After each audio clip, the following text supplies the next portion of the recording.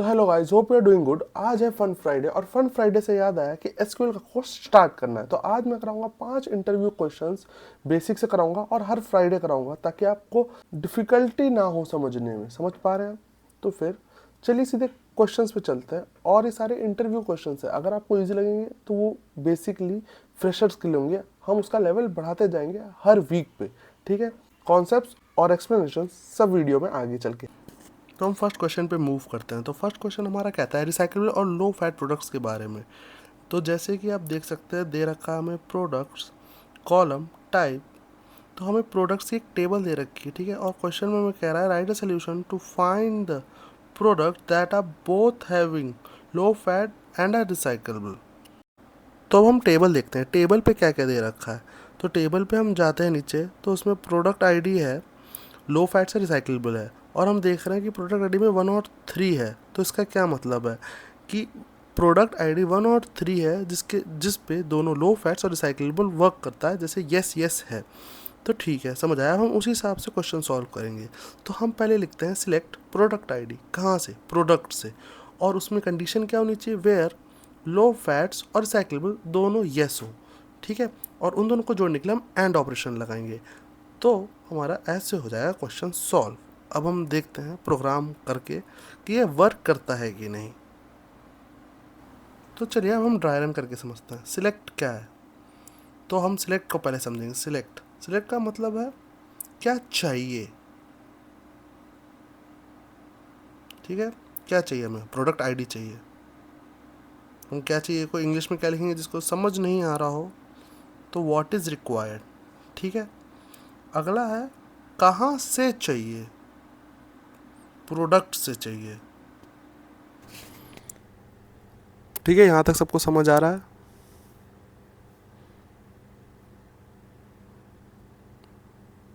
अब अगला वेयर। तो वेयर हमारी कंडीशन है, ठीक है।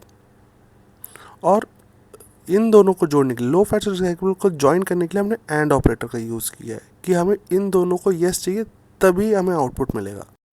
तो चलिए क्वेश्चन 2 पे आते हैं। क्वेश्चन है फाइंड कस्टमर रेफरी। इसकी टेबल का नाम क्या है बताइए थोड़ा सोच के। हाँ, सही पकड़े हैं। तो टेबल का नाम है यहाँ कस्टमर्स, ठीक है।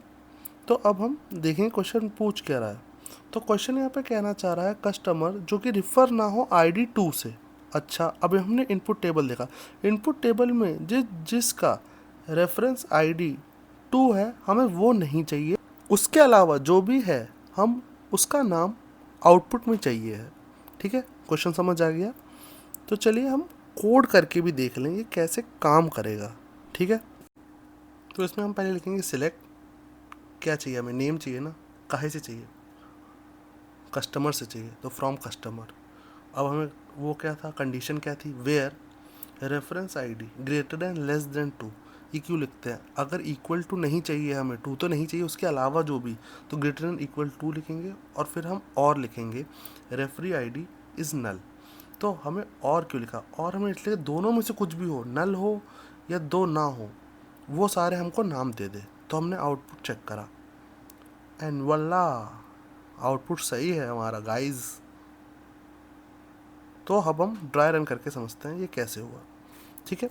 तो ड्राई रन इज काफ़ी सिंपल है। आपको सिलेक्ट पता है, फ्रॉम पता है, वेयर पता है, आपको ग्रेटर देन इक्वल टू और में कन्फ्यूजन ज़्यादा से ज़्यादा हो सकता है। और इज़ नल का मतलब है कि अगर वो नल है, बेसिकली अगर हमने अपने टेबल में देखा था कि नल लिखा हुआ है, ठीक है, तो इज़ नल है या ज़ीरो है। अगर ज़ीरो होगा तो वो referee ID greater than equal to भी कंडीशन सेटिस्फाई करेगा। इन दोनों में से कोई भी एक चाहिए तो हम और लिखेंगे। हमें इन दोनों में से कोई एक भी चाहिए था, तो इसलिए हमने और लिखा, ठीक है। किसी को अगर इंग्लिश में आ रहा तो एनी वन ऑफ दीज, ठीक है। और ग्रेटर देन इक्वल टू आपको पता चल गया होगा कि अगर हमें 2 नहीं चाहिए है, उसके अलावा कुछ भी चाहिए है, तो हम ग्रेटर देन या इक्वल टू लिखते हैं, ठीक है। चलो अब हम थर्ड क्वेश्चन की ओर मूव करेंगे। थर्ड क्वेश्चन हमारा है बिग कंट्रीज, ठीक है। और एक बात मैं पहले क्वेश्चन से पहले समझा दूं कि आप लोग पहले क्वेश्चन खुद ट्राई करना सॉल्व करने की, ना हो तब मेरे सोल्यूशन समझना, क्योंकि मेरे सोल्यूशन बहुत इजी होंगे, आपको हर बार समझ आएगा।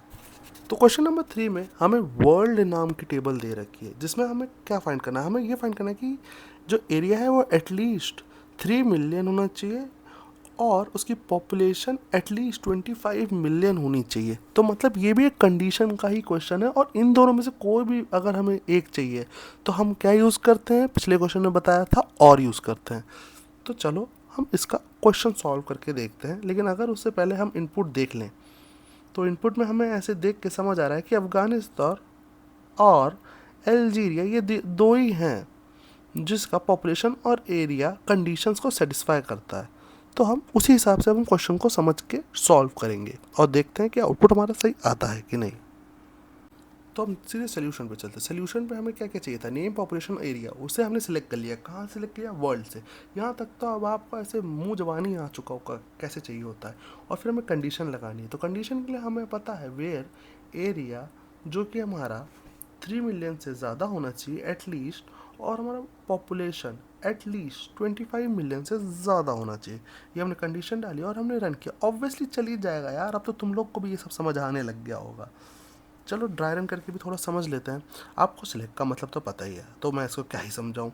फ्री फ्रॉम भी समझ आ गया होगा, वेयर भी समझ आ गया होगा। Area greater than equal, at least बोला है तो ग्रेटर देन इक्वल्स टू हम लगाते हैं। जिसको बेसिक मैथ्स आती होगी समझ, तो ये समझ जाएगा। मुझे समझाने की ज़रूरत नहीं थी, लेकिन तभी मैं समझा दे रहा हूँ जिसको नहीं आता होगा, ठीक है। और कंडीशन हमें आपको पता चल गया होगा, इन दोनों में से कोई भी एक कंडीशन सेटिस्फाई होगी तो हमें वो आउटपुट देगा ही देगा, ठीक है। चलो अगर मज़ा आ रहा होगा तो लाइक और सब्सक्राइब कर देना। अब हम फोर्थ क्वेश्चन की ओर चलते हैं। फोर्थ क्वेश्चन हमारा है आर्टिकल व्यू। आर्टिकल व्यू में हमारा क्वेश्चन क्या पूछ रहा है, क्वेश्चन में पूछ रहा है जिस ऑथर ने अपना खुद का आर्टिकल एक बार मिनिमम पढ़ा हो और हमें वो बंदा डिस्टिंक्ट चाहिए और असेंडिंग ऑर्डर में चाहिए। समझ पा रहे हो, डिस्टिंक्ट और असेंडिंग ऑर्डर का मतलब, ठीक है। तो हम सीधे कोड करते हैं, ठीक है। हम करेंगे सिलेक्ट डिस्टेंट, हमें एक स्पेसिफिक चाहिए, वो उस बंदे का नाम हमें बार बार नहीं चाहिए। लेकिन कुछ चीज़ें हमें नोट करनी पड़ेंगी, जैसे हमें आउटपुट में आईडी चाहिए, ठीक है। अब तक हम लोग जो भी देख रहे थे वो व्यू टेबल से सेम आता था या हम इनपुट टेबल से सेम लेते थे, लेकिन इस बार हमें ऐसा नहीं चाहिए। इस बार हमें आईडी चाहिए, तो हमें उसे नेमिंग भी देनी पड़ेगी कि ऑथर आईडी को एज आईडी बनाना पड़ेगा, ठीक है। और हमें व्यूअर आईडी से कंपेयर करना है ऑथर आईडी, ठीक है। आर्टिकल आईडी से नहीं करना है, समझ रहे हो। ये थोड़ा कंफ्यूजन करने के लिए आपको दिया गया था ताकि आप कंफ्यूज हो सको, लेकिन हमें व्यूअर आईडी से कंपेयर करना है ऑथर आईडी को। फिर हमें वही ऑथर को बाहर निकाल के एज अ आईडी दिखाना है, ठीक, समझ आ गया। अब कोड पे चलता है। तो हम लिखेंगे select distinct author ID as ID from views where author ID equals to viewer ID. Author by ID हमें चाहिए आईडी इसको असेंडिंग में, तो हमने ASC लिख दी। थोड़ा तेज़ हो गया ना, अभी ड्राई रन करके बहुत आसानी से समझ आ जाएगा। तो चलो फिर ड्राई रन करके फोड़ देते हैं। तो देखो, अब ड्राई रन में आपको मैं समझा रहा हूँ डिस्टिंक्ट क्या करता है। डिस्टिंक्ट का मतलब होता है नॉट कॉमन। हमको यूनिक चाहिए था, क्वेश्चन में लिख रखा था कि हमें यूनिक नेम चाहिए, यूनिक आईडी चाहिए, ठीक है। तो हमने डिस्टिंक्ट का यूज़ किया। हमें स्पेसिफिक ऑथर चाहिए, नॉट रिपीटेबल हो जिसका नाम, ठीक है।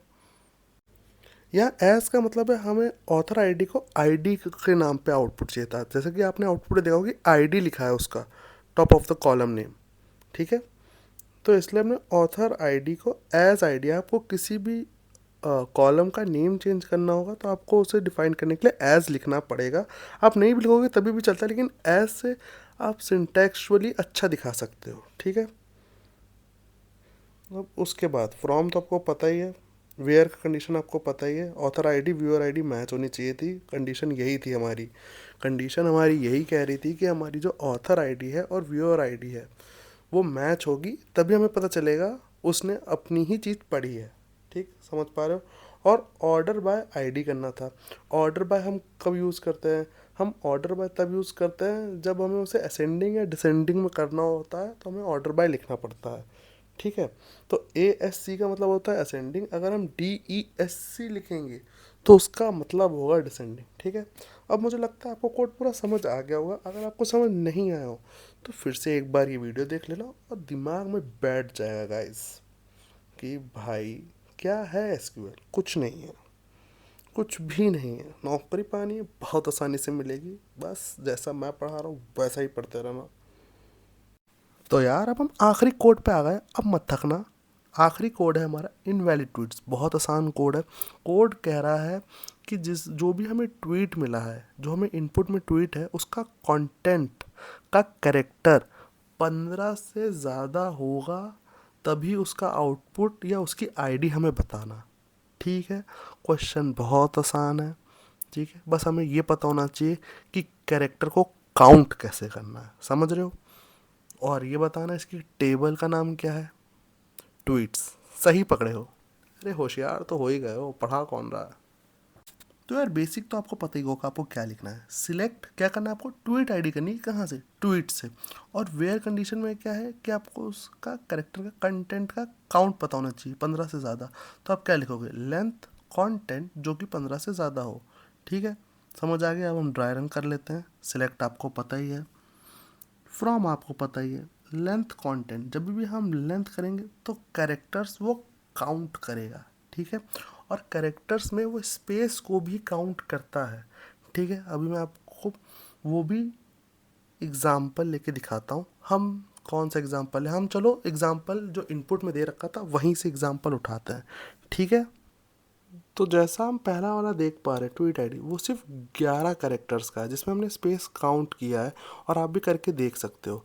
ऐसे ही जो दूसरा वाला है वो ज़्यादा काउंट का है। कमेंट्स पे करना वो कितने काउंट्स का है। ठीक है, तो फाइनली अगर वीडियो अच्छी लगी हो तो लाइक और सब्सक्राइब तो ज़रूर ही कर देना, और शेयर तो कर ही देना।